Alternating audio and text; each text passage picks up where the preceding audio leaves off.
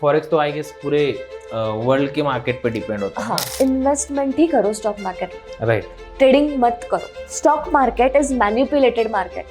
अगर stock market में trading करते हो तो प्रॉफिट होने के चांसेस बहुत कम होते हैं। एज ए लेडी आप बिजनेस रन कर रही हो, आप कहा मतलब आपको क्या लगता है कि ट्रेडिंग या ये सारे फील्ड है, इसमें जो हमारी देश की लड़कियां है, वुमेन्स है, उन्होंने आना चाहिए, उनके लिए ये अच्छा प्लेटफॉर्म है या नहीं? आपका बिगेस्ट ट्रेड विन एक दिन का या एक ट्रेड का कितना रहा है? $5,000 का अराउंड। जैसे हमने सुना है एयर बैग सीट बेल्ट पहनने से ही खुलता है, वैसे ही फॉरेक्स मार्केट में स्टॉप लॉस लगाए बिना प्रॉफिट नहीं कर सकता है।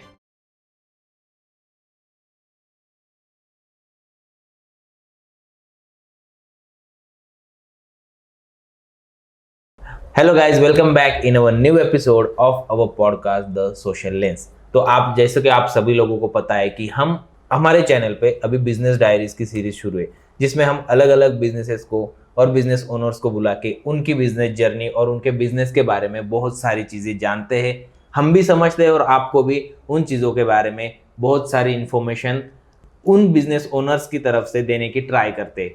तो इसी को ध्यान में रखते हुए हम आज एक फाइनेंस रिलेटेड, उसी के साथ साथ ट्रेडिंग रिलेटेड और एजुकेशन रिलेटेड बिजनेस के बारे में जानने वाले हैं। जो भी हमारे आज के गेस्ट है, उन्होंने अपने करियर की शुरुआत कैसे की, अपने बिजनेस को डेवलप कैसे किया, बिल्ड कैसे किया, और जो भी सक्सेस उन्होंने अचीव किया है वहां तक वो कैसे पहुंचे, और किन किन मुश्किलों से उबर कर उन्होंने अपना बिजनेस सेटल किया है, उन्होंने अपना बिजनेस बिल्ड किया है और वो अभी कंसिस्टेंटली अपना बिजनेस रन कर रहे हैं। तो इसके बारे में सारा ये पॉडकास्ट रहने वाला है। अगर ब्रीफली बताऊं तो ज़्यादातर हम इस पॉडकास्ट में ट्रेडिंग के बारे में जानेंगे, मार्केट्स अलग अलग, Indian stock market, crypto currencies, forex market के साथ साथ एजुकेशन कैसे प्रोवाइड किए जाते हैं इन सेक्टर्स में, और इससे कैसे हम बिजनेस बना सकते हैं, फाइनेंस कैसे मैनेज करते हैं, फाइनेंशियल एडवाइसेस भी इस पॉडकास्ट में आपको मिलने वाली है। तो ये सारा पॉडकास्ट अराउंड इन टॉपिक ही होने वाला है। तो आई होप आप सभी लोग रेडी हो गए सारी इन्फॉर्मेशन गैदर करने के लिए। तो पेन और डायरी लेकर ही बैठो, बहुत सारी इन्फॉर्मेशन आपको मिलने वाली है जो कि आपको अपनी लाइफ में बहुत ज़्यादा काम आने वाली है। सो मैं आपको अपने आज के गेस्ट से मिलाता हूँ। तो हमारे आज के गेस्ट है miss Shruti ma'am. Hi ma'am. Hello, welcome to our podcast. Actually बहुत दिनों से हम ट्राई कर रहे थे आपके साथ पॉडकास्ट कंडक्ट करें और आपकी जर्नी हमारे चैनल पे हमारे दर्शकों के सामने लाए कि आपने कैसे अपना काम शुरू किया, इतने कम उम्र में कैसे सारी चीज़ें मैनेज की और आप सक्सेसफुली एक बिजनेस रन कर रहे हो। तो इसके बारे में हमें भी जानने की ईगरनेस थी एक्चुअली, और कम उम्र में जो भी लोग आजकल अच्छा खासा बिजनेस बिल्ड कर रहे हैं उनके बारे में हमारे जो भी व्यूअर्स है उनको भी जानने में बहुत दिलचस्पी है, क्योंकि बहुत सारे लोग हैं जो आजकल एंटरप्रेन्योरशिप के बारे में ज़्यादा डिस्कशन हो रहा है। इंडिया में भी अगर आप देखो तो एंटरप्रेन्योरशिप के बारे में बहुत ज़्यादा डिस्कशन हो रहा है, बहुत ज़्यादा वो लहर सी उठी है एंटरप्रेन्योरशिप की, सभी लोगों को बिजनेसेस करने हैं। तो अगर आप जैसे लोग बिजनेस के बारे में ज़्यादा बातें करेंगे और समझाएंगे तो ऑब्वियस है कि जो भी लोग देख रहे हैं उनको हेल्प होगी और जल्दी से, मतलब मेरा कहने का मतलब है कि एक्सपीरियंस से ज्यादा सीखेंगे। क्योंकि कोई भी नया बंदा अगर बिजनेस करने जाए या कोई भी नई चीज करने जाए तो उसको जीरो से लेके सारा देखना पड़ता है, समझना पड़ता है। अगर पॉडकास्ट की हेल्प उन्हें कैसे होती है, क्योंकि आपने ऑलरेडी कुछ तो करके रखा है, बिजनेस बिल्ड करके रखा है, तो आपको एक्सपीरियंस है, तो क्या चीजें करनी चाहिए क्या नहीं करनी चाहिए ये उनको पता चल जाता है और वो आसानी से कुछ स्टेप स्किप करके आगे बढ़ सकते हैं। तो यही मोटिव है ये पॉडकास्ट और इस सीरीज का जो हम द सोशल लेंस पे अभी फिलहाल रन कर रहे हैं। तो आज हमें जानने में बहुत मजा आएगा कि आपने अपने इस जर्नी की शुरुआत कैसे की और आपने जॉब्स को स्किप करके बिजनेस करना क्यों चुना। Yes, first of all I would like to thank all the team of the social lens, और सबको मेरा बहुत बहुत शुक्रिया कि आप मेरा ये वीडियो देख रहे हो। Yes, I would like to share my views on business और इन सारी चीज़ों पे। बट कैसा होता है, पहले पहले जैसे हम मार्केट में आते हैं, मतलब एजुकेशन ख़त्म करके जब हम जॉब्स देखने जाते हैं तो सबका एक ही माइंडसेट होता है कि मुझे बहुत अच्छी खासी प्लेसमेंट चाहिए और सेकंड थिंग मतलब बहुत अच्छा खासा पैकेज चाहिए that will beneficial to my future, मतलब मैं सेटल हो जाऊँ। तो ये जो चीज़ है, दो चीज़ें, प्लेसमेंट और पैकेजेस, इन 2 चीज़ों में मैं कभी अटकी नहीं। मतलब और इस मैट्रिक्स में कभी फंसी ही नहीं है। फंसी नहीं। और पहले से ही एक ये था कि नहीं, बिजनेस ही करना है, किसी के अंडर काम नहीं करना है। अगर हम जॉब में देखा जाए तो जॉब में एक फिक्स रहता है कि इतनी अमाउंट मिलने वाली है, इतने घंटे काम करना है, इतनी अमाउंट मिलने वाली है। एग्जैक्टली उससे आगे कुछ अगर ड्रीम करना होगा तो हमें कंफर्ट जोन से बाहर निकलना पड़ेगा। राइट। और जॉब में सिर्फ सेटिस्फाइड, हाँ उतना ही काम करना है, उतनी ही अचीवमेंट कर सकते हैं उतने पेमेंट में। सो आई वॉज थिंकिंग मुझे आउट ऑफ द बॉक्स करना है, कुछ तो भी out of the W directly.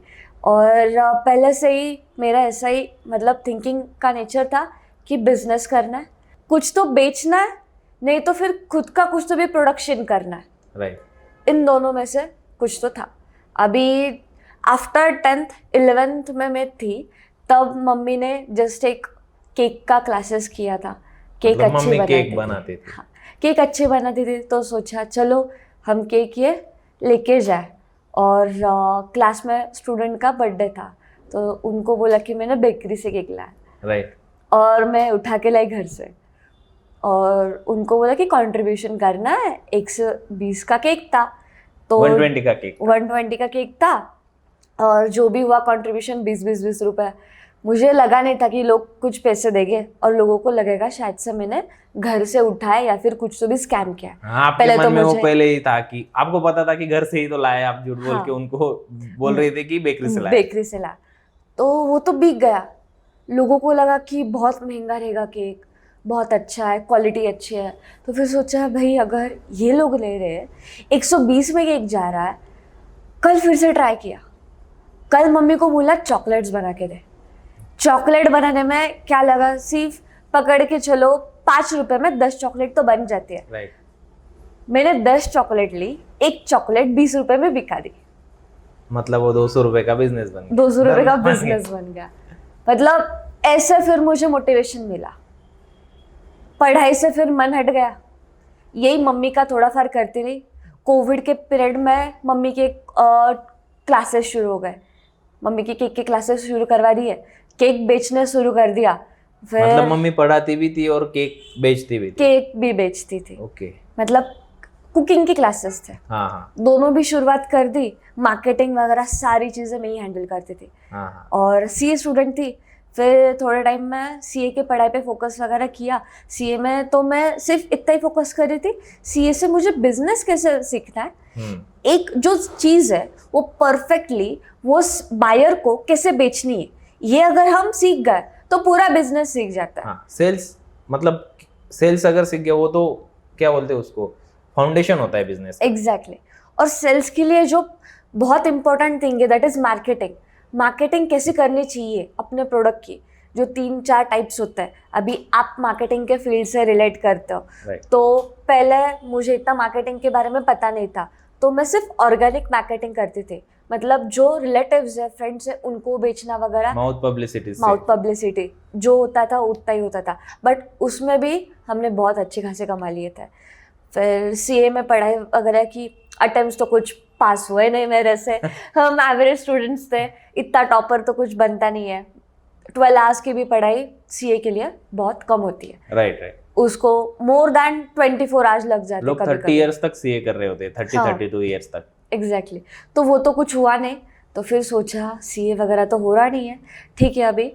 फिर CMA कॉस्ट मैनेजमेंट अकाउंटेंट की तरफ गई। उधर 2-3 एग्ज़ाम्स पास हुए मेरे। फिर से बीच में मेरा फ्रेंड था नेहुल नाम का, जो अभी मेरा को फाउंडर है। We are both working in this field. तो फिर उससे मुलाकात हुई। उससे मुलाकात होने के बाद मैं पहले से स्टॉक मार्केट में करती थी। इंडियन स्टॉक्स में मैंने पेपर ट्रेडिंग शुरू की थी, क्योंकि मेरे डैड भी 30 इयर्स से स्टॉक मार्केट में कर रहे हैं। तो घर पे आओ, वो मतलब स्कूल छूटने के बाद मुझे तो वही दिखता था, CNBC, Nifty, bank Nifty, Sensex, वो सारी चीज़ें मुझे तो ऐसे मुंह पे मतलब पता घर थी। से ही एटमॉस्फेयर वही था, तो हाँ। फिर ज़्यादा उसमें इंटरेस्ट आने लग गया। ज़्यादा इंटरेस्ट आने लगा। फिर पापा ने मुझे थोड़ा सा सपोर्ट किया कि तू पेपर ट्रेडिंग कर, तू जो पेपर ट्रेडिंग करेगी मैं उसमें रियल मनी लगाता हूँ। राइट। तो फिर उस हिसाब से मैंने थोड़ा स्टॉक्स में ध्यान देना शुरू किया, उनके बैलेंस शीट्स पढ़ना शुरू किए, और उस हिसाब से फिर नेहुल के साथ मैंने बैठना शुरू किया। उसको इकोनॉमिक्स के बारे में थोड़ी बहुत जानकारी चाहिए थी, तो मेरा सीए बैकग्राउंड होने की वजह से मुझे इकोनॉमिक्स के बारे में थी जानकारी। तो फिर अच्छी खासी आइडिया थी उसके बारे में। अच्छी खासी आइडिया थी उसके बारे में। तो फिर मैंने स्टॉक मार्केट्स के बारे में उसे बताया, उसने मुझे फॉरेक्स के बारे में अवेयरनेस दी। फॉरेक्स मेरे लिए बहुत ही न्यू था, मतलब मैंने फिर यूट्यूब पे जाके घर पे सर्च किया कि क्या होता है फॉरेक्स वगैरह, पर यूट्यूब पे तो ऐसे कुछ आइडिया मिली नहीं, क्योंकि उधर जो नॉलेज है वो बेसिक से नहीं दे रहे थे, वो अपनी अलग ही लेवल की हर एक नॉलेज लोग दे रहे अपने थे। अपने अलग अलग थ्योरी सोशल मीडिया पे हाँ। बताते रहते। तो उससे तो कुछ समझा नहीं। फिर नेहुल ने मुझे बहुत सारी चीज़ें फॉरेक्स मार्केट में सिखाई। 1 आध महीने लगा मुझे सीखने के बारे में, मतलब फंडामेंटल जानने के। फंडामेंटल और टेक्निकल। फंडामेंटल तो सेम था, economics. Right. Forex is all about economics. अगर इकोनॉमिक्स पता रहेगा तो फॉरेक्स के फंडामेंटल्स जानने की इतनी कुछ दिक्कत नहीं होती, ज़रूरत नहीं होती, तो इजी होता है वो। बट अगर इकोनॉमिक्स के बारे में पता नहीं होगा तो फॉरेक्स के हम टेक्निकल्स ही कर सकते हैं। फिर फंडामेंटल सीखने के लिए फिर से इकोनॉमी पढ़ना पड़ता है। इकोनॉमी मतलब वो पूरे फॉरेक्स तो आई गेस पूरे वर्ल्ड के मार्केट पे डिपेंड होता है हाँ। ना। तो मतलब कहाँ किस देश में क्या हो रहा है, किस देश की इकोनॉमी में क्या हलचल हो रही है, इसके इस पे डायरेक्ट मार्केट पे डिपेंड इफेक्ट होता होगा। हाँ, जीडीपी, उनका जीडीपी पढ़ना पड़ता है। फिर उनके demand, supply, import, export, currency का रेट, कैसे वैल्यूएशन चेंज हो रही है, उनके सेंट्रल बैंक्स के बारे में स्टडी करना, ये सारी चीज़ें हुई फॉरेक्स के फंडामेंटल्स के बारे में। तो टेक्निकल मेरे लिए बहुत ही न्यू था। टेक्निकल मुझे सीखने के लिए 1 महीना लगा, 1 आध महीने में सीख लिया। फिर मैंने मम्मी से हेल्प मांगी कि तू थोड़ा फार स्टार्टिंग के लिए पैसे अमाउंट दे दे मुझे, इन्वेस्टमेंट के लिए। फिर वो उसे तो मुझे बहुत सपोर्ट कर रहे थे, क्योंकि आपने लॉकडाउन में उनका बिजनेस ही सेट करके दिया था। तो इसकी वजह से मुझे उनसे सपोर्ट बहुत अच्छा मिला। फिर 10 दिन पकड़ के चलो, 10 दिन में मेरी अमाउंट टोटल 100% प्रॉफिटेबल थी। तो 10 डेज में इक्विटी 100% कंप्लीट होने के बाद, प्रॉफिट होने के बाद, फिर मैंने शुरू किया कि थोड़ा फंड ज़्यादा करता है। अभी कैसे होता है, फॉरेक्स मार्केट पकड़ लो, क्रिप्टो करेंसी या फिर स्टॉक मार्केट पकड़ लो, अगर हम 100 रुपीज़ पे 5% निकाल रहे हैं तो वो कितना निकलता है, 5 रुपये, बराबर। पर अगर हम 1 लाख पे 5% निकल रहे हैं मतलब वो 5000 होता है। तो मुझे इससे क्या समझा, परसेंटेज के पीछे भागने से अच्छा है कि हम कैपिटल के पीछे भागे। मतलब जितना ज्यादा कैपिटल रखेंगे उतना ज्यादा प्रॉफिट होगा। कम परसेंटेज पे। राइट। तो फिर मैंने सोचा कि फिर कैपिटल बढ़ाने के लिए कुछ तो भी खुद की एक पैसिव सोर्स ऑफ इनकम तो होनी चाहिए। तो फिर हम दोनों ने सोचा कि हम ट्रेडिंग मंक नाम का एक एजुकेशनल प्लेटफॉर्म लॉन्च करता है, जिधर हम एजुकेशन देंगे लोगों को। क्योंकि वैसे भी फ्रेंड्स पूछ रहे थे। हाँ, वैसे भी फ्रेंड्स पूछ रहे थे कि आप कैसे पैसे कमा रहे हो इतना। तो फिर जो चीजें आपको आ रही थी वही आपने सिखाने के लिए शुरुआत कर दी, और ट्रेडिंग मंक वहां से शुरू हुआ। जिसमें आप पूरा एजुकेशन ट्रेडिंग के रिगार्डिंग की प्रोवाइड, मतलब उसमें आप खास करके फॉरेक्स ही सिखाते हो। हाँ, प्राइमरी तो फॉरेक्स पे फोकस होता है। हाँ। उसके साथ ही बाकी के जो मार्केट्स है, स्टॉक मार्केट, क्रिप्टो करेंसी और कमोडिटी मार्केट, इनमें इन्वेस्टमेंट्स कैसे करना है, ये सारी की भी जानकारी हम देते हैं। ओके, सो जैसे आपने ट्रेडिंग मंक शुरू किया, तो ट्रेडिंग मंक के बारे में थोड़ा बताओ कि आपने जरूर वो पैसा, मतलब आपकी इक्विटी बढ़ाने के लिए ये शुरू किया होगा, लेकिन कोई भी बिजनेस शुरू करना इतनी आसान चीज नहीं होती। अब ट्रेडिंग मंक आपने एजुकेशनल बिजनेस के हिसाब से शुरू किया कि वहाँ पे आप एजुकेशन प्रोवाइड करोगे, वहाँ से आपको थोड़ा बहुत इनकम जनरेट होगा, और वो आप फॉरेक्स के इक्विटी बढ़ाने में, मतलब ट्रेडिंग के लिए इक्विटी बढ़ाने के लिए यूज करोगे। ऐसा आपका पूरा रोड मैप था उसके पीछे। तो फिर ट्रेडिंग मंक शुरू करने के बाद आपको क्या क्या चैलेंजेस, मतलब चैलेंजेस स्पेसिफिकली इसलिए बात कर रहा हूँ मैं चैलेंजेस के बारे में, क्योंकि वही है जो बिजनेस में डिफिकल्टीज आती है, और जिससे ओवरकम किया तो बिजनेस हम अच्छे से बना सकते हैं। तो ट्रेडिंग मंक शुरू करने के बाद आपको क्या क्या चैलेंजेस आई, बच्चों को कैसे इकट्ठा किया, कैसे मार्केटिंग की, उनको अच्छे से कैसे पढ़ाया, जहाँ से आपकी मार्केटिंग शुरू हो गई और बिजनेस अच्छा ग्रो होने लगा? पहले बात तो हम सिर्फ 2 लोग नहीं थे, ओके, 5-6 जन थे, मतलब सबने मिलके किया था, पार्टनरशिप में थे। हाँ हाँ। पर एज पर कैसे होता है बिजनेस में, हम सोचते कि सारे लोगों ने कैपिटल लाना चाहिए था, राइट।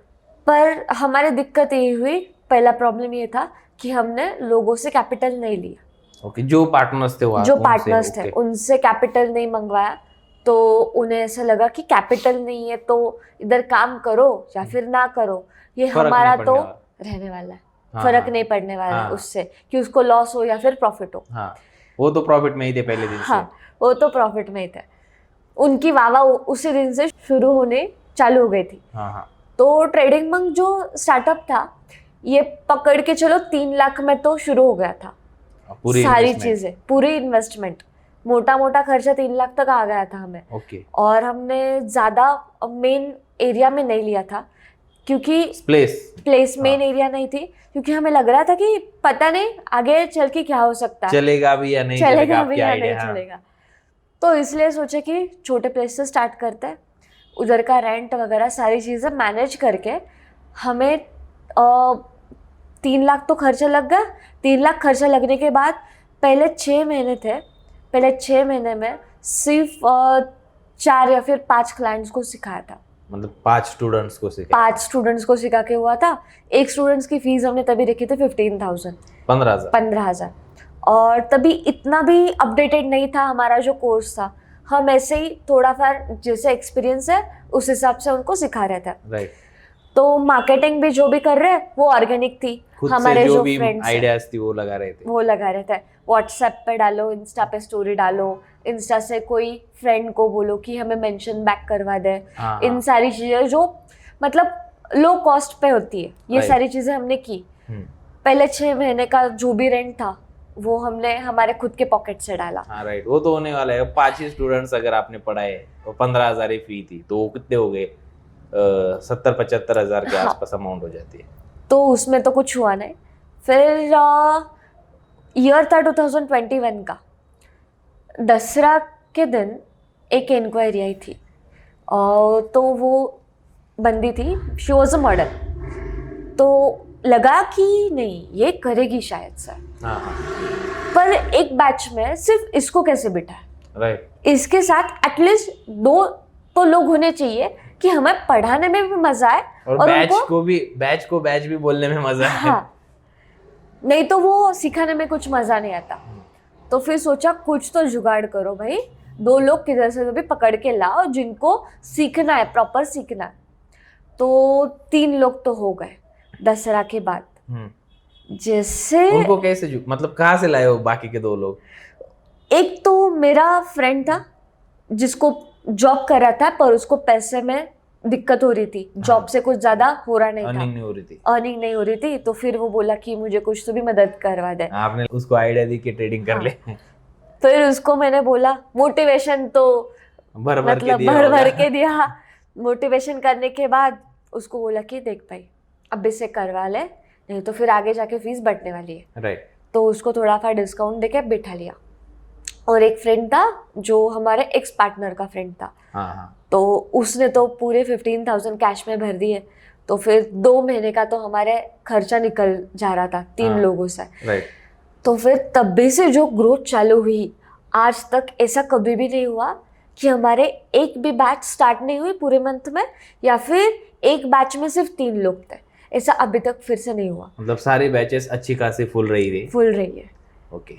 और जो होता है ना कि एक औरत लक्ष्मी का रूप होती है, जिससे वो शुरू हुआ था। हाँ, हाँ। अभी भी हमारे मतलब ट्रेडिंग मंक की एक मैं साइकोलॉजी पे फोकस करती हूँ। अगर कभी लग रहा है कि बैच नहीं हो रही है अच्छी खासी, तो मैं सिर्फ एक फीमेल स्टूडेंट को कैसे भी डिस्काउंट वगैरह दे के एडमिशन करवा लेती हूँ, क्योंकि वो लक्ष्मी है। उसके बाद तो बैचेस अच्छी चलनी मतलब चलनी है। ओके। तो इस हिसाब से मैं पिछले 3 साल से ट्रेडिंग मंक में अभी देख रही हूँ तो ग्रोथ ही चल रही है। और अभी पिछले 6 महीने में हमने थोड़ा सा सेविंग्स वगैरह किए, तो फिर अभी अगस्त के महीने में कॉलेज रोड पे शिफ्ट हुए। मतलब ये जो ऑफिस है, ये ऑफिस, ये आप जो बैकग्राउंड देख रहे हो ये अलग है। हर बार हम अपने स्टूडियो में शूट करते हैं, ये ट्रेडिंग मंक का ही ऑफिस है जहाँ पे हम शूट कर रही है। ये नासिक का प्राइम एरिया है जहाँ पे अभी इन्होंने ऑफिस शिफ्ट किया है। पहले था जो क्या एरिया है, पवन नगर के पास था, वहाँ पे उनका ऑफिस था, जो भी शुरुआती दिनों से अब उन्होंने शुरू किया था। अब शिफ्ट होके ये प्राइम लोकेशन है, अच्छा खासा लोकेशन है, यहाँ पे एक्सेसिबिलिटी अच्छी है, इसलिए यहाँ पे शिफ्ट किया है। उसमें मेरा भी बहुत ज्यादा आता है यहाँ पे शिफ्ट करने को बोलने में ऑफिस। हाँ, मार्केटिंग जो मेन होता है तो वो आपके तरफ से मिला, अगर वो नहीं मिलता तो शायद क्लाइंट क्लोजिंग नहीं होती। तो हम उसी पे सिर्फ वो जो ट्रेडिशनल मेथड है organic mouth to mouth publicity वही करते रहते हैं, वहाँ पे लिमिटेशंस आ जाती है। वहाँ पे लिमिटेशंस आ जाती है। और हमारे फ्रेंड्स कितने दिनों तक करेंगे? हाँ, फ्रेंड्स के लिमिटेशन तो बॉर्डर्ड ऑडियंस हो जाता है वो ऑर्गेनिक का, बराबर, इसलिए मार्केटिंग तो जरूरी होती है। तो आपके वजह से हमारा ऑडियंस भी बहुत खासा बढ़ चुका है। Thank you.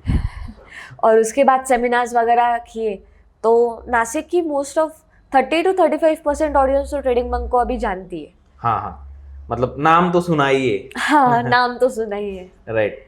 तो सेमिनार्स का एक्सपीरियंस, मतलब सेमिनार्स आप जो लेते हो वहाँ पे क्या लोगों को बताते हो सेमिनार्स में? एजुकेट करते हो फाइनेंस के रिगार्डिंग, ट्रेडिंग के रिगार्डिंग, या कुछ और?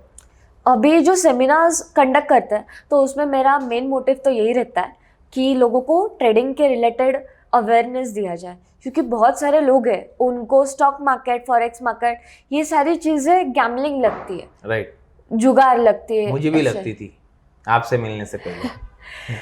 तो उस चीज़ों का अवेयरनेस बढ़ाने के लिए हम free of cost seminar arrange करते हैं। तो उस सेमिनार्स में फाइनेंशियल नॉलेज दिया जाता है कि हमारी जो भी फाइनेंस है वो कैसे मैनेज करनी चाहिए, इन्वेस्टमेंट्स, फिर हमारे सेविंग्स, हमारी जो सैलरी है या फिर इनकम है उससे, और उसके साथ ही इंश्योरेंस वगैरह, ये सारी चीज़ें बहुत ज़्यादा इंपॉर्टेंट होती है हमारे डेली रूटीन में मेंटेन करने। अगर वो मेंटेन नहीं हुई, हमारा जो भी फाइनेंस है वो सारा डिस्टर्ब हो जाता है। राइट।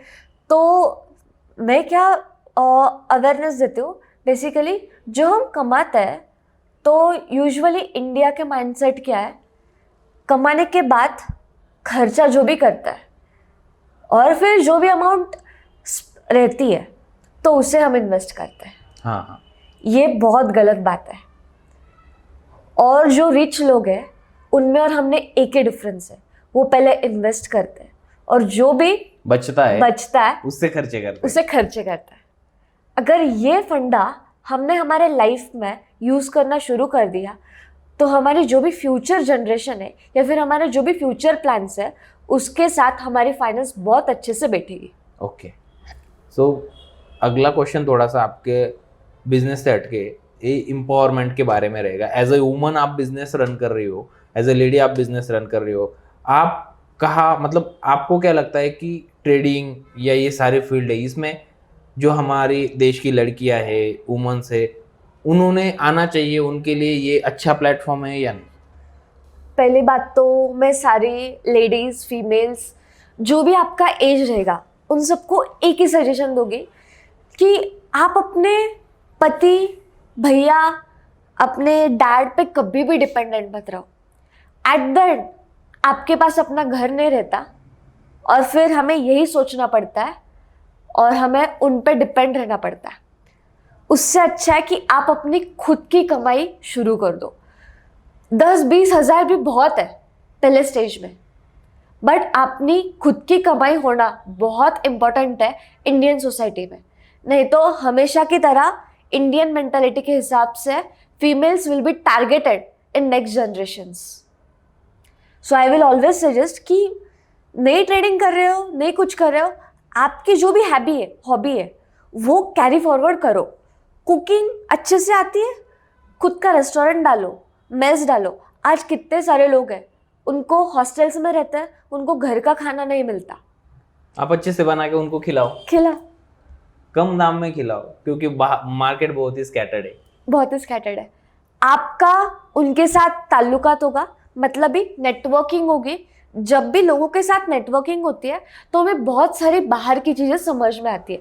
अभी जैसे ही मैंने बिजनेस स्टार्ट किया, नए नए लोगों के साथ मुलाकात हुई, उनके साथ बातचीत हुई, उनसे मुझे बहुत सीखने को मिला। और वो सारी चीज़ें जब भी मैंने अपने लाइफ में इम्प्लाई करना शुरू किया, मेरी पर्सनैलिटी बहुत ज़्यादा डेवलप होने लगी। और अगर हमारी घर में बहन, हमारी माँ, हमारी दादी हमने उनको सिर्फ हमारे घर के काम करते हुए देखा है। घर के कामों के अलावा वो कुछ करते नहीं है, और फिर बुढ़ापा में कैसा हो जाता है, वो अकेली पड़ जाती है। या फिर हमारी मम्मी भी ले लो, हमेशा घर में अकेली रहती है, उसके माइंड में हमारे ही बारे में सिर्फ ख्याल रहता है, Right. ओवर थिंकिंग होता है। ओवर थिंकिंग होने की वजह से उनकी मेंटलिटी, माइंडसेट बहुत खराब हो जाता है। हमें कभी भी पता नहीं चलेगा कि उनका माइंडसेट कैसा है, बट वो उनके माइंड के बीच में बहुत सारे थॉट्स होते हैं, वही खुद के साथ लड़ती रहती है। तो ये अगर हमें अवॉइड करना है तो आपको घर से बाहर निकल के अपनी दुनिया के साथ एक नया रिश्ता जोड़ना पड़ेगा। मतलब ही लोगों के साथ नेटवर्किंग करनी पड़ेगी, अपना खुद का थोड़ा बहुत क्यों नहीं पर पैसा कमाना चालू करना चाहिए। तो उधर आपके बच्चे आपके साथ जो भी रहते हैं आपसे बहुत ज़्यादा मोटिवेट हो गए। और वैसे भी अगर इस 21st सेंचुरी में अलग अलग रिसोर्सेज से पैसे कमाना आसान हो गया है। ऐसे नहीं कि आपको अगर कुछ अर्निंग करनी है तो आपको फील्ड वर्क ही करना पड़ेगा। हाँ। बहुत सारे ऐसे काम है जो घर पे बैठ के भी किए जा सकते हैं। बराबर। ब्लॉगिंग हो गई, मतलब जो हम इंटरनेट पे ब्लॉग्स लिखते हैं वो ब्लॉगिंग हो गई। अगर आपको कुकिंग आती है तो आप यूट्यूब पे फेसलेस वीडियो भी बना सकते हो। बराबर। बहुत सारी चीजें जिससे आप अर्निंग कर सकते हो। आपको सिर्फ ढूंढना है। अब सबसे आसान, मतलब आसान नहीं बोलूंगा, लेकिन एक और चीज है जो ट्रेडिंग मैम और वो सब लोग करते हैं, ट्रेडिंग मंक में वो सिखाते भी है। ट्रेडिंग हो गई, इन्वेस्टमेंट्स हो गए, ये भी अच्छी चीजें है जहाँ से आप अच्छा खासा रिटर्न्स निकाल सकते हो और अपना फाइनेंशियली आप थोड़ा सा ग्रोथ कर सकते हो। अभी बहुत सारे लड़कियों को कैसे लगता है ट्रेडिंग मतलब बहुत डिफिकल्ट चीज़ है, ये एक पर्टिकुलरली मेल के लिए बनी है या फिर लड़कों के लिए ही बनी है, पर ऐसा नहीं है। अगर हमने सर्वे के हिसाब से देखा जाए तो सबसे ज़्यादा प्रॉफिटेबल जो जेंडर है दैट इज़ फीमेल। उसके पीछे का रीजन? क्योंकि लड़कियों को ग्रिड नहीं रहती, ग्रीड नहीं रहती, पेशेंस बहुत ज़्यादा रहता है। अच्छा। मार्केट में, राइट। और मार्केट में ये दो चीज़ें बहुत इंपॉर्टेंट है। लड़कों को ग्रेड ज़्यादा होने की वजह से मार्केट में हमेशा लॉस लॉस लॉस करते रहता है। राइट। वो उनके खुद के दिमाग को पैसे के लिए रुक नहीं सकता है, कंट्रोल नहीं कर सकते। पर उधर देखा जाए तो लेडीज मतलब ही फीमेल कंपेयर टू मैन बहुत अच्छे तरीके से अपने माइंड को कंट्रोल कर सकती है, पेशेंस ला सकती है मार्केट में और ग्रिड कम कर सकती है, जिससे कि वो प्रॉफिटेबल अच्छे खासे बनते हैं, जिससे कि वो बहुत अच्छे से प्रॉफिटेबल हो जाती है। अच्छा, तो फिर लेडीज के लिए ये प्लेटफॉर्म बहुत अच्छा है। बहुत अच्छा है, और घर पे बैठ के टीवी सीरियल देखने से तो अच्छा है। टीवी सीरियल देखते देखते भी कर सकते हो ना, खाना पकाते भी कर सकते हो। हाँ, सो ऐसा कोई नहीं कि आपको ट्रेडिंग के लिए कुछ अलग टाइम निकालना होगा या अलग कोई बहुत ही डिग्रीज या MBAs करने होंगे, ऐसा तो कुछ नहीं। बेसिक सी चीजें होती है, फाइनेंस समझना होता है, मार्केट समझना होता है, कंट्रीज की इकोनॉमिक समझनी होती है, बिजनेसेस समझने होते हैं, और उसको मद्देनजर रखते हुए आपको ट्रेडिंग करनी होती है। सो अच्छी चीज़ है कि लड़कियों ने भी ट्रेडिंग करना चाहिए। अगर आप इंटरेस्टेड हो, फाइनेंस आपको थोड़ा बहुत अच्छा लगता है, जानते हो, तो डेफिनेटली आप ट्रेडिंग की तरफ जा सकते हो। तो जैसे कि हमें अभी आपने बताया कि बहुत सारी वुमेन्स भी अगर ट्रेडिंग करने आए तो एज पर यूर ओपिनियन की मेन से ज़्यादा वुमेन्स अच्छी खासी ट्रेडिंग कर सकती है, बिकॉज ऑफ उनमें ज़्यादा ग्रिड नहीं होती, पेशेंस बहुत सारा होता है और कंसिस्टेंस भी रहती है, ऑब्वियस है वो। तो ये सारी चीज़ें मिलाकर वो अपनी फाइनेंशियल लाइफ अच्छी बना सकती है। सो एक कन्फ्यूजन सभी के मन में रहेगा, मुझे भी है। तो फॉरेक्स ट्रेडिंग क्या होती है, मतलब फॉरेक्स मार्केट क्या होता है, इंडियन स्टॉक मार्केट क्या होता है और क्रिप्टो करेंसीज क्या होती है। सो ये थोड़ा सा डिफरेंशिएट करके बताओ, फॉरेक्स क्या होता है, इंडियन स्टॉक क्या होता है और क्रिप्टो करेंसी क्या होती है। तो पहले तो हम स्टार्ट करते हैं फॉरेक्स मार्केट से, क्योंकि फॉरेक्स मार्केट बहुत ही ओल्ड बोल सकते हैं, क्योंकि करेंसी मार्केट है ये। करेंसी जब से शुरू हुई है तब से हमारे वर्ल्ड में फॉरेक्स ट्रेडिंग स्टार्ट हुई है। ओके। सिर्फ फर्क इतना है, हमें अभी अभी पता चला है। राइट। उसके बाद आता है क्रिप्टो मार्केट। क्रिप्टो मार्केट 2012 से हमें इंडिया में शुरू हुआ था अवेयरनेस, और कोविड के बाद हमें पता चला।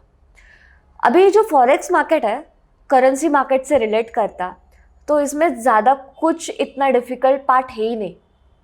अच्छा। अगर सच में देखा जाए तो फॉरेक्स मार्केट में सिर्फ दो कंसेप्ट्स है, that is buying and selling of currencies. अगर बाइंग के बारे में पता है कि हमें खरीदना है, सेलिंग पता है कि बेचना है, और क्या बेचना है क्या खरीदना पता है, मतलब ही करेंसी बाइंग करनी या फिर करेंसी सेलिंग करनी, इतना अगर हमें मालूम होता है तो फिर हमें फॉरेक्स मार्केट बहुत अच्छी तरीके से कर सकता है। मतलब अलग अलग कंट्रीज की अलग अलग करेंसी होती है जो बाय और सेल करनी होती है। बराबर। अभी इनका जो करेंसी रेट रहता है, मान लो यूएस की करेंसी डॉलर, यूरोप की करेंसी है यूरो, राइट। ये जो दोनों जो करेंसीज है, जब ये एक्सचेंज होता है तो इसे क्या कहा जाता है, फॉरेक्स। ओके। अभी एक्सचेंज करते वक्त इनको एक चीज लगती है, that is known as currency rate. Okay. समझ लो $1 इज इक्वल्स टू 0.91 यूरोस, और हमारे पास थे $100। $100 को जब हम यूरो के साथ एक्सचेंज करते हैं तो हमारे पास आ जाते हैं 91 यूरोस। समझो 91 यूरोस हमने फिर से डॉलर के साथ एक्सचेंज करा है, पर अभी एक्सचेंज करते वक्त जो डॉलर का रेट था तो वो चेंज हो गया, $1 इज इक्वल्स टू 1 यूरो हो गया। ओके। तो अभी 1 यूरो होने की वजह से हमें हो गया घाटा। हाँ, राइट। बराबर। हमारे पास जो 91 यूरोस थे अभी हमें मिलेंगे सिर्फ 81 यूरोस, मतलब $10 का लॉस हुआ। अब ये $10 का लॉस कैसे हुआ, क्योंकि करेंसी रेट फ्लक्चुएट हुए, राइट। जितने भी पॉइंट से हुए हो, 10 कोको से हुए हो या फिर 10 फाइबर से।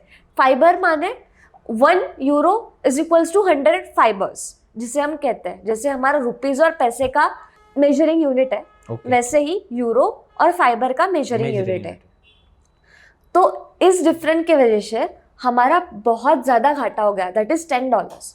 तो इसी करेंसी रेट को हम एनालिसिस करके मार्केट में बाइंग और सेलिंग करता है, और अगर हमें समझता है कि आज करेंसी रेट ज़्यादा होने वाला है तो हम बाय करते हैं, गिरने वाला है तो हम सेल कर देते हैं। और ये सारी करेंसी रेट फ्लक्चुएटिंग किस पे रहती है, टोटली ऑन वैल्यूएशन। और वैल्यूएशन किस पे डिपेंड करता है, सेंट्रल बैंक्स पे।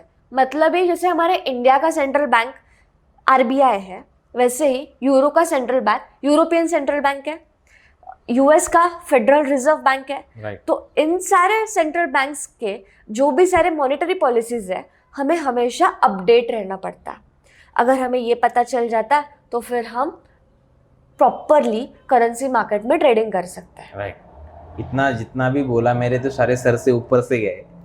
ऑब्वियस है, अगर ये सारी चीजें पता करनी हो तो क्लास तो करना जरूरी होता है, ये सारी चीजें पढ़ाई करनी जरूरी होती है। पढ़ाई के बाद आपको अच्छे से समझ में आएगी। मुझे बहुत सारी चीजें नहीं समझ में आई, तो अगर आपको भी ये सारी चीजें समझनी है तो आप ट्रेडिंग मंक के पास ट्यूशन लगा सकते हो। हाँ, ये ऑनलाइन ट्यूशन भी प्रोवाइड करते हो। ऑब्वियस है, मैं उसके डिस्क्रिप्शन में सारी डिटेल्स दे दूंगा। तो अगर आपको भी फॉरेक्स मार्केट पूरा अच्छे से समझना है और वहाँ से आप ट्रेडिंग कैसे कर सकते हो, तो आप ज़रूर एक बार ट्रेडिंग मंक को चेकआउट कर सकते हो और उनसे जानकारी ले सकते हो ये मार्केट के बारे में। तो नेक्स्ट, ये तो फॉरेक्स का हो गया। मुझे थोड़ा बहुत समझ में आया कि करेंसी एक्सचेंज होती है, और करेंसी एक्सचेंज में जो भी प्रॉफिट या लॉस होता है करेंसी की कीमत बढ़ने पर, तो वहाँ पे हम अपना मार्जिन निकाल के ट्रेडिंग कर सकते हैं। परफेक्ट, बराबर। ओके, तो इतना मुझे समझ में आ गया। देन आफ्टर आते Indian market, Indian stock market जो होता है वो क्या होता है? इंडियन स्टॉक मार्केट बेसिकली उन कंपनीज के ओनर्स के लिए बना है जिनको फंडिंग्स नहीं मिलती बैंक से या फिर कौन से भी इंस्टीट्यूशनल फर्म से। ओके। अभी ये जो कंपनी रहती है, कंपनी उनके पहले नाम रजिस्टर करवाती है एनएससी और बीएससी पे, मतलब भी नेशनल स्टॉक एक्सचेंज और बॉम्बे स्टॉक एक्सचेंज पे। इन पे लिस्टिंग होने के बाद उनका आईपीओ निकलता है। आईपीओ मतलब ही इनिशियल पब्लिक ऑफरिंग। अभी जिससे ही हमारा एक प्रोडक्ट है, अगर हम पहली बार मार्केट में ला रहे हैं तो उसका पहला प्राइस रहता, समझ लो पेन ला रही हो तो ₹5, तो ₹5 पेन का आईपीओ रहेगा, मतलब ही इनिशियल पब्लिक ऑफरिंग। वैसे ही पर्टिकुलरली एनएससी या फिर बीएससी में कंपनी का जो भी पहला आईपीओ निकलता है तो वो उनके फेस वैल्यू पे, उनके टर्नओवर पे, उनके फंडामेंटल्स और उनके बैलेंस शीट्स पे अवेलेबल रहता। अगर समझो एक कंपनी XYZ नाम की, उनका आईपीओ लॉन्च हुआ ₹10 से। अभी आईपीओ लॉन्च होने के बाद जो भी इंडियन पब्लिक है जिनके पास डीमैट अकाउंट है वो अप्लाई करती है कंपनी के लिए, जिसे हम अलॉटमेंट ऑफ शेयर्स कहते हैं, अभी बहुत सारे लोगों को नहीं मिलता है। ओके, क्योंकि कंपनी उनको अलॉट नहीं करती। राइट। वो सारा इस पर डिपेंड है कि आपके पास कितना फंड है, कैपिटल है, आपके कैपिटल पे डिपेंड करता है, कभी कभी आपके ट्रेडिंग पे डिपेंड करता है। वो सारा कंपनी देखती है। अगर आपको अलॉटमेंट नहीं हुई हो तो फिर आपके जो भी इन्वेस्टेड अमाउंट है वो आपको फिर से मिल जाती है। और अभी बहुत सारे आईपीओ लॉन्च हुए ना, हाँ, बजाज फिनसर्व, बजाज फाइनेंस, फिर जियो फाइनेंस, ये सारे जो भी फाइनेंस रिलेटेड कंपनीज है, तो ये फाइनेंस रिलेटेड कंपनीज में एक सबसे बड़े कंपनी ने इन्वेस्ट करके रखा है, जिसे हम एसेट मैनेजमेंट कंपनी कहते हैं। ओके। और उस कंपनी का नाम है ब्लैक रॉक। सब लोगों को पता ही रहेगा। BlackRock is the most important बोल सकते हैं या फिर most powerful company in the whole world. BlackRock के वजह से हमारा पूरे इंडिया का जीडीपी हिल सकता है। ओके। मान लो हमारी रिसेशन भी हो सकती है कभी भी, अगर ब्लैक रॉक के कंपनी में ब्लैक रॉक के कंपनी ने हमारे सारे स्टॉक मार्केट में की इन्वेस्टमेंट अगर निकाल दी तो ओके, तो हमारा इंडिया का जीडीपी हिल सकता है। हाँ, हिल सकता है। ऐसे पकड़ के चलो, हम बोल सकते हैं ब्लैक रॉक के वजह से आज हम इधर बैठे हैं। ओके। क्योंकि उसके वजह से हमें एम्प्लॉयमेंट मिलती है और उसके वजह से ही इंडिया का जो भी इंडेक्स है, that is Nifty, bank Nifty, Sensex, ये सारी चीजें सिर्फ ब्लैक रॉक के वजह से चलती है। उन्होंने बहुत सारा पैसा इन्वेस्ट करके बहुत सारा पैसा इन्वेस्ट करके रखा हुआ है। ओके। तो अलॉटमेंट होने के बाद जो प्रोसीजर रहती है तो वो ये होती है कि कंपनी के पास उनके पैसे चले जाते हैं आईपीओ मिलने के बाद, और फिर जो भी कंपनी को डिविडेंड रहता है या फिर प्रॉफिट बोलता है, प्रॉफिट होने के बाद पर्टिकुलरली जितने शेयर्स लिए होता है उनके परसेंटेज पे पब्लिक को उनका हिस्सा दिया जाता है। राइट। इस हिसाब से स्टॉक मार्केट चलता है। अब इस स्टॉक मार्केट में फिर से दो पार्ट्स आते हैं, इन्वेस्टमेंट का और ट्रेडिंग का। ओके। इंडिया की मोस्ट ऑफ पॉपुलेशन, मतलब जो भी पकड़ी जाए 3% लोगों को सिर्फ पता है कि व्हाट इज स्टॉक मार्केट, पूरे पॉपुलेशन में से। एक्चुअल स्टॉक मार्केट क्या है ये पता है। एक्चुअल स्टॉक मार्केट क्या है ये पता। उसमें से सिर्फ 1% लोग इन्वेस्टमेंट करते हैं। ओके। बाकी 2% लोग सिर्फ ट्रेडिंग करते हैं। जो इंट्राडे होती है, 9 बजे मार्केट खुला, पैसे डाले, 3 बजे आउट। 3 बजे आउट। अभी 2% लोग ट्रेडिंग क्यों करते हैं और सिर्फ 1% ही इन्वेस्टमेंट क्यों करता है? इसके पीछे बहुत बड़ा रीज़न है। आज की जो जनरेशन है या फिर आज के जो लोग हैं, उनको वन नाइट सक्सेस चाहिए रहती है, और वन नाइट सक्सेस इन्वेस्टमेंट में तो पॉसिबल नहीं है। नहीं। एक कंपनी एक रात में प्रॉफिटेबल होना या फिर जो भी हमने डाले हुए पैसे है वो डबल होना मुमकिन ही नहीं, राइट, पॉसिबल ही नहीं है। तो उसके वजह से लोग सिर्फ ट्रेडिंग करते हैं। ट्रेडिंग का मतलब क्या होता है? दिन में बैठो, जो भी प्रॉफिट हुआ है उसको बुक करो और दिन के पैसे बाहर निकाल लो। वहाँ पे तो लॉस भी हो सकता है ना? वहाँ पे लॉस भी होने के चांसेस होता है। उसे बहुत सारे लोगों ने गैम्बलिंग कहा है, उसके पीछे रीजंस है। अगर हम देखा जाए तो स्टॉक मार्केट में सबसे बड़े लोग, that is known as Warren Buffett. उसके बाद इंडिया के अगर लोग पकड़े जाए तो राकेश झुनझुनवाला, हर्षद मेहता, ये सारे लोग जो है, और अभी हम सब लोग जानते हैं उनको, सी रचना रानडे, बहुत सारे उनके यूट्यूब के वीडियोस होते हैं इन स्टॉक मार्केट। उनका भी यही कहना है, इन्वेस्टमेंट ही करो स्टॉक मार्केट में, राइट, ट्रेडिंग मत करो। Stock market is manipulated market.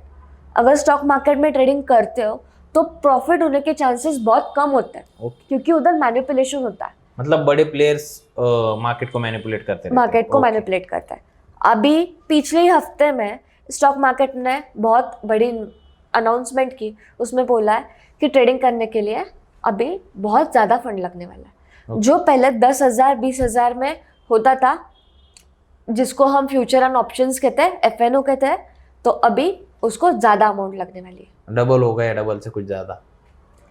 तो उसके वजह से मार्केट में लॉसेस होते हैं।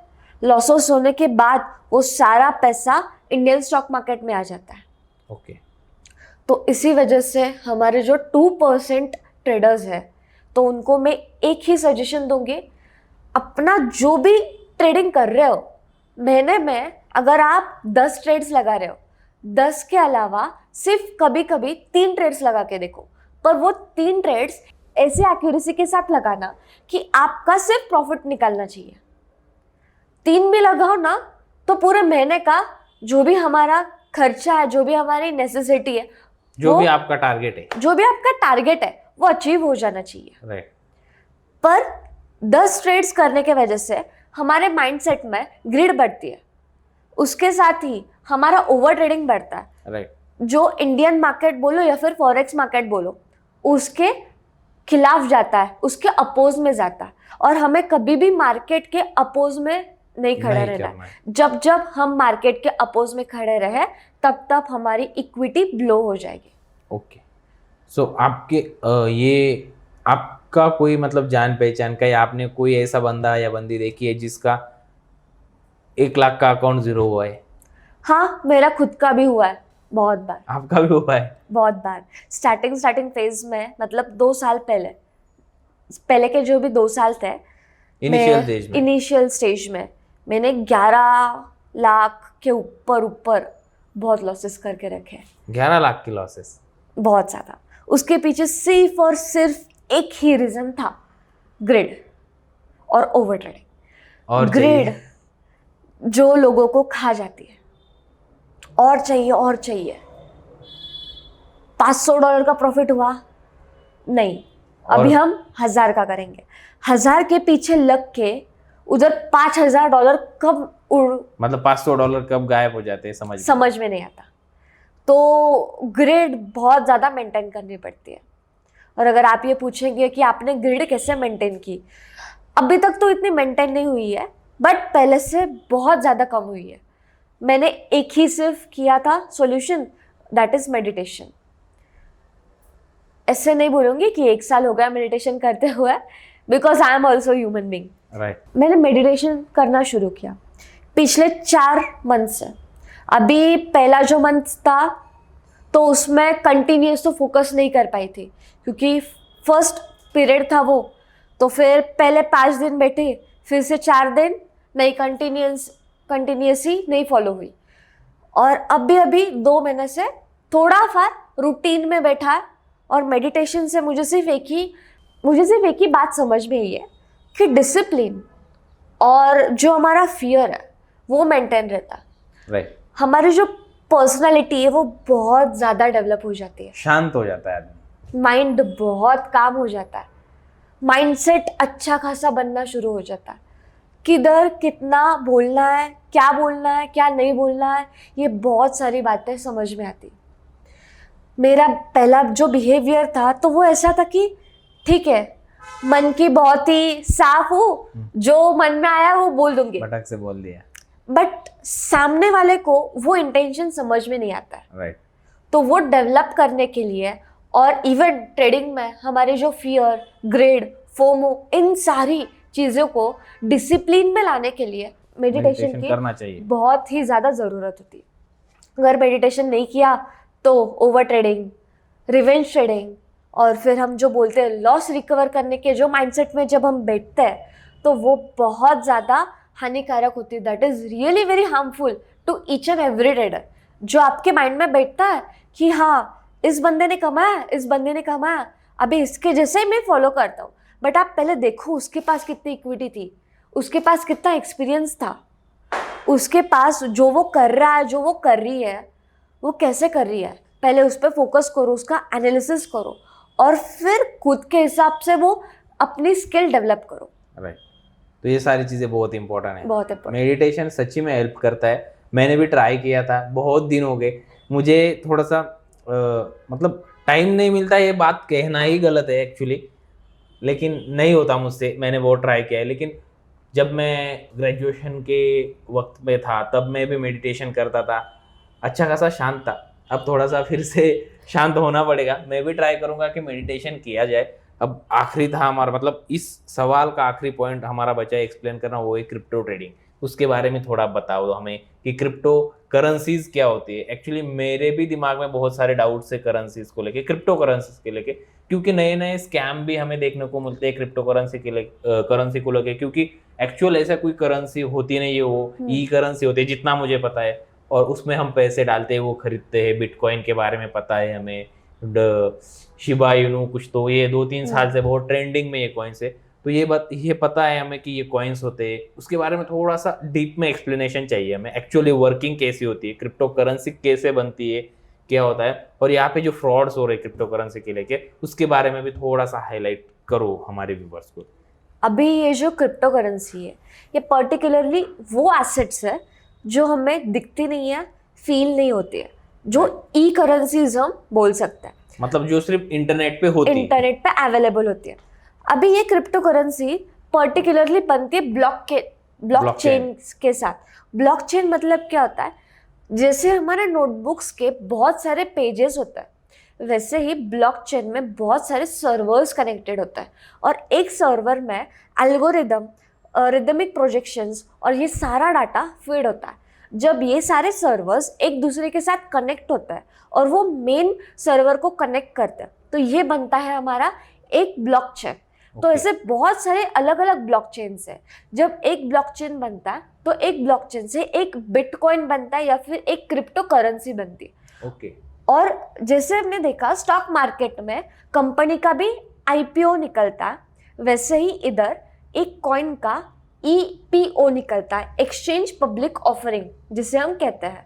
लोगों को लेने के लिए पहले जो भी वैल्यू है, फेस वैल्यू है या फिर जो भी प्राइस है, उसे हम ईपीओ कहते हैं। इसके भी बहुत सारे प्लेटफॉर्म्स हैं। अभी जैसे आपने मुझे पूछा कि फ्रॉड्स कैसे होता है, तो अगर हमने 2022 का बजट देखा होगा तो उधर हमारे जो भी फाइनेंशियल मिनिस्टर थे, उन्होंने क्रिप्टो करेंसी के लिए 10% टैक्स अवेल किया था या फिर 30% तक का टैक्स अवेल किया था। अभी जब भी टैक्स अवेल करते हैं तो उसका इनडायरेक्ट मीनिंग यही होता है कि crypto currency is now legal in India. Okay.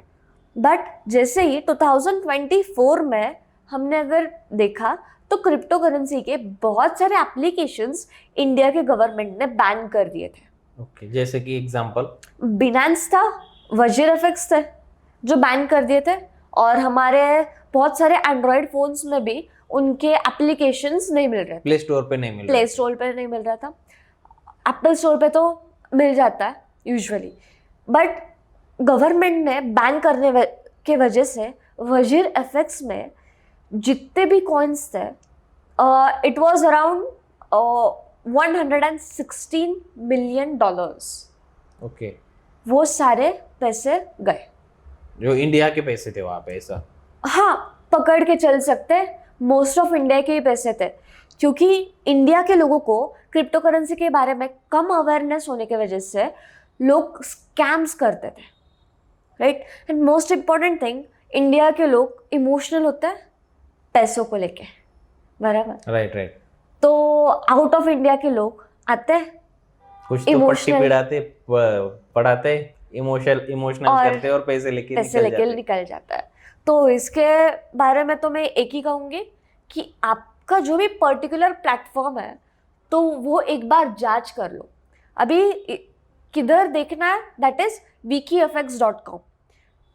ये जो wikifx.com है, इधर आपको फॉरेक्स के भी ब्रोकर्स के बारे में जेन्युइनिटी समझ में आ जाएगी, वो लीगल है कि नहीं है, उनके पास कितने लाइसेंस है। और सेम फॉर क्रिप्टो करेंसीज।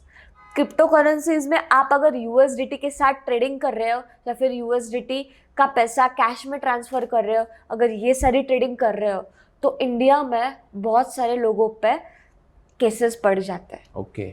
क्योंकि ये जो आईडीज पासवर्ड्स रहते हैं तो ये लेके लोग स्कैम्स कर देते हैं।